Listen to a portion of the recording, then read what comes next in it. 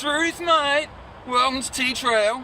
I'm your host, T-Red, and today we're coming to you from a JCB, mate. Not sure where we are, but we're in a JCB. Welcome to T-Trail, Nature's TV. I'm your host, and today we're going to be talking about triggers. Oh yeah, triggers. Now, I love how you can compare running to lots of other bits of life. There are parallels between the two, which, I suppose that's just the intricacies of life, right? You can see bits mirrored in all sorts of things we do. Triggers in running, well, what would they be? I suppose depending on how far you're running, like thirst is a definite trigger. When you feel thirsty, you need to do something, you need to put some water in. When you feel hungry, you need to eat. But when you're running long distance, right, because all of your blood has been pumped to the furthest regions of your body, i.e. your legs and your arms, to keep those all moving over nicely. It's hard to gauge those triggers, like thirst and hunger. So when running long, you generally set like a little alarm to go off every 20 minutes or thereabouts, and you go, must be time to eat and drink, or drink every 20 minutes, eat every hour, thereabouts, depending on your bag. And the triggers when running, weather. So if you see like a weather system moving in, which is one of the greatest things to witness, like a massive mountain range of clouds moving in is, you really get a sense of awe, right? You also get a real sense of, fuck! Gotta get out of here! So weather, our bodies contain loads of signage, and triggers. Whether we get a twinge in our leg, is it a twinge we felt before? Is it? Or is it a new twinge?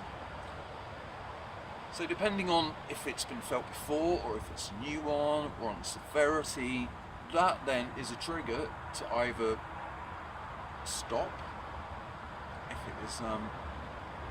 it's new and it feels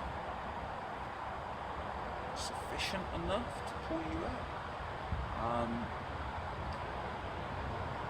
Runners carry a lot of tweaks with them, so they're quite used to having, say, I don't know, a little tweak in your left hamstring, like I've had for, I'd say like maybe 6 weeks, maybe a little bit longer. So with that sort of trigger, it reminds you to regain your pose and your style and make sure you're running as well as you can. So tall, small steps, nice and relaxed, and all of those things. Good breathing as well, hey? Always good breathing. So between those steps, they should safeguard you from injury. Injuries only generally happen when our form goes to pot, which happens when we're tired. And then, the other one, say a pulled calf or a snapped hamstring. That's a trigger that's going to stop you there and then, right there and then. So there are various triggers out when running. And on that trigger, it creates a response, or it should do, at least within us, to take action to keep us moving in the right direction, hey? Triggers from running. And then triggers outside of running, like on an emotional level, energy in motion, or emotions in energy, okay? Running related, there you go. So yeah, there are various things that happen to us throughout our days that cause a response within us, and quite often that response is subconscious.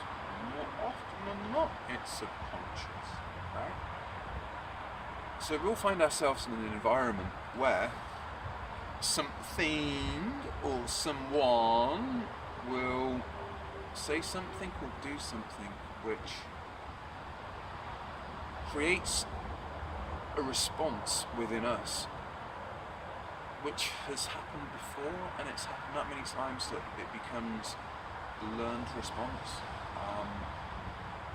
Loads of examples here. I suppose one that gets me, and from a childhood perspective, when someone would say, "Hi, how are you?" And I go, "I'm well, thank you." And they go, "Are you sure?" And yeah, do you know that was a trigger for me. So whether I'm explaining to them or chronicling to them that I am well, I am genuinely well, or yeah, I could be putting up a mask as such, and just saying, do you know what? I'm not great, but that's not something I want to divulge to you right now. So I'm going to say I'm well. For all intents and purposes, I am well. Don't question me. And I suppose it's just where we come from. Hey, but yeah, that's one of my triggers. Pressure from above, and that crazy thing called a hierarchical structure, which I get, I dig. I guess, you know, it was all part of our journey and our transition from a caveman to where we are today. But we're all born equal, and hierarchy just, you know, we're all a team. Hierarchy is very much a structure within a competitive environment, and it just leaves like big caveats of curiosity, because you don't know what's going on, and how do we really know what them at the top directing them at the bottom after it's passed through 10 different channels.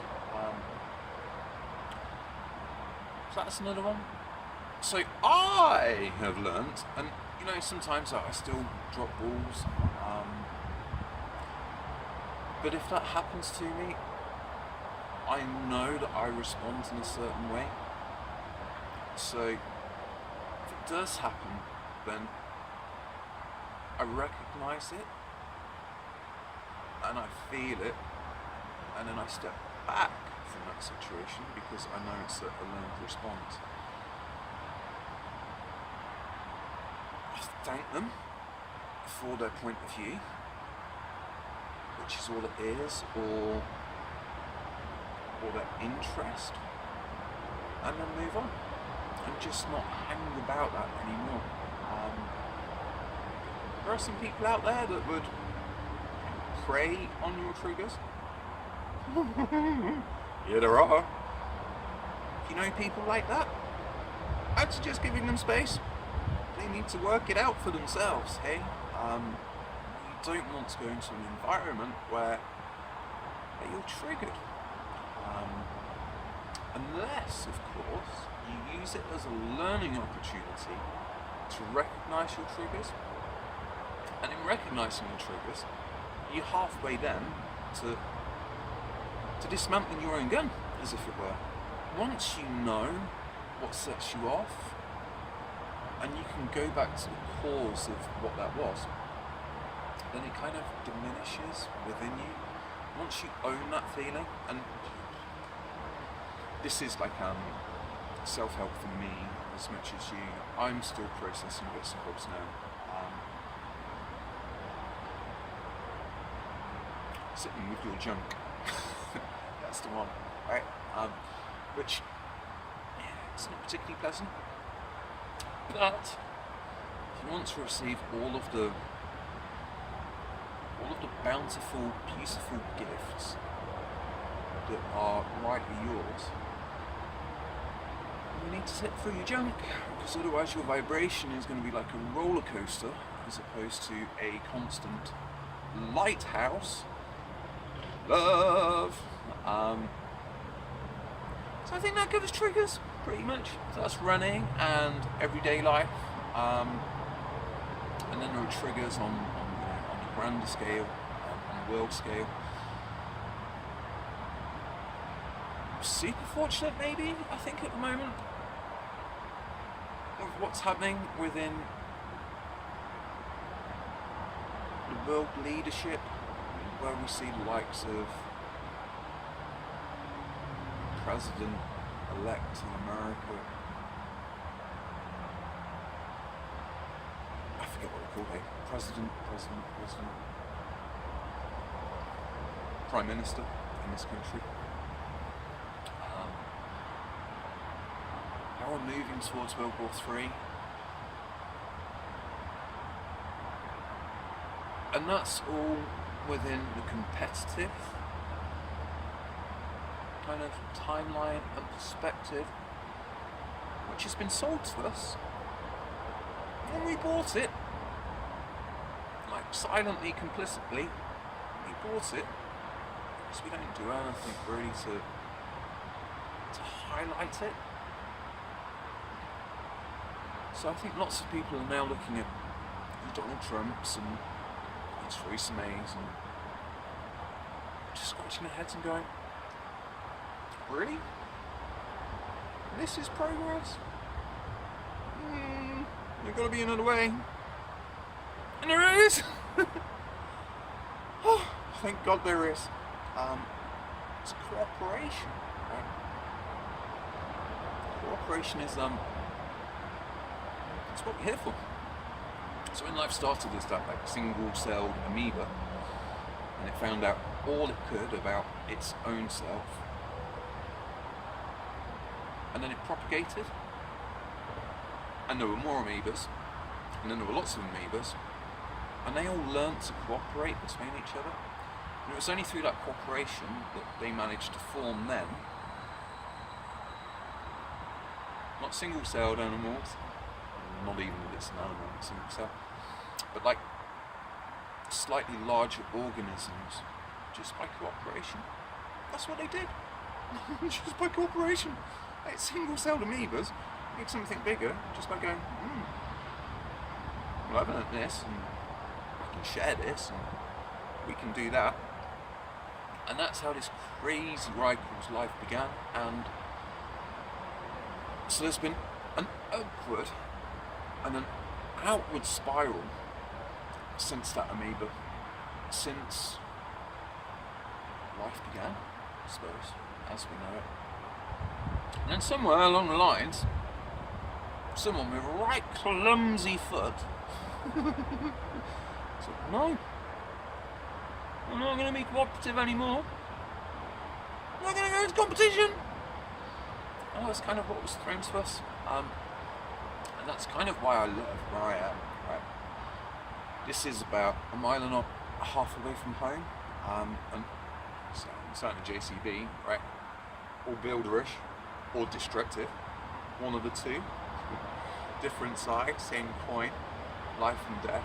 And just behind me is, just as I was getting comfortable in here, right? The guy came down from the workshop, and he was looking at me. So I gave him a wave, and I went to say hello, and told me it's a Russian water container behind me, water wagon. And when the Berlin Wall came down, they got sold off, and they got sold to this country.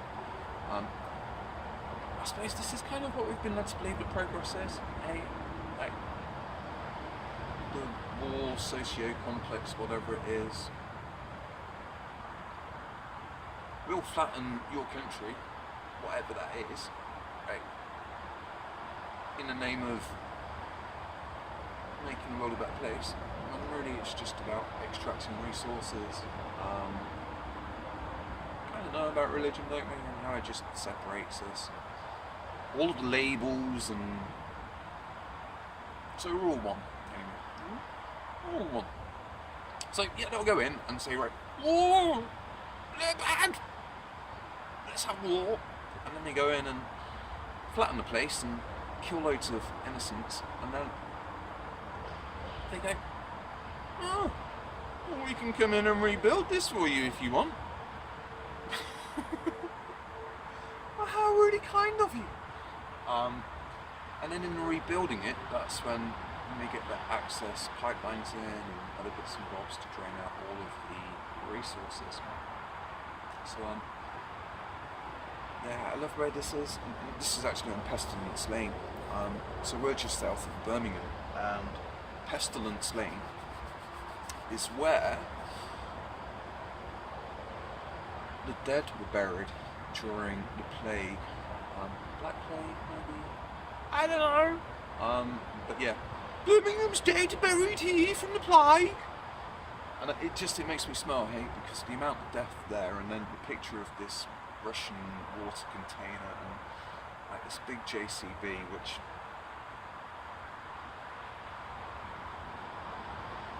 yeah, it does. It really reminds me of like, what we've been sold as progress.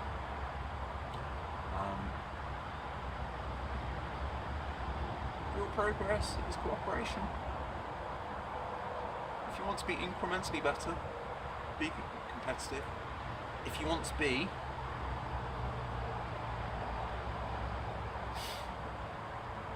a lot better, be cooperative. So yeah, that upward and outward spiral of life is always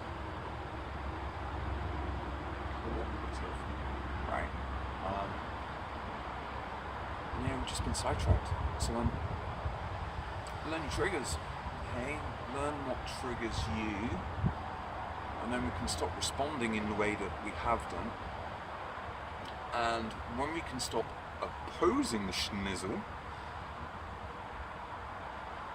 things will just dissolve. Like the stretches we have at the moment are all determined by our acceptance or approval of.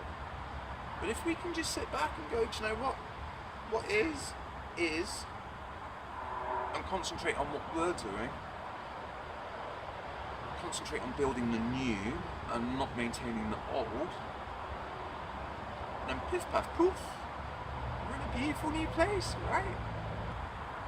Alright, I've been T-Rad, this has been T-Trail. A little bit longer than I thought, but hey, there's quite a lot of world history going on there. I'm super comfy in my JCB. Nature's TV, be good to yourself, good to see you all. See you all out on the trail soon, hey? Much love. Be present, be free, be love.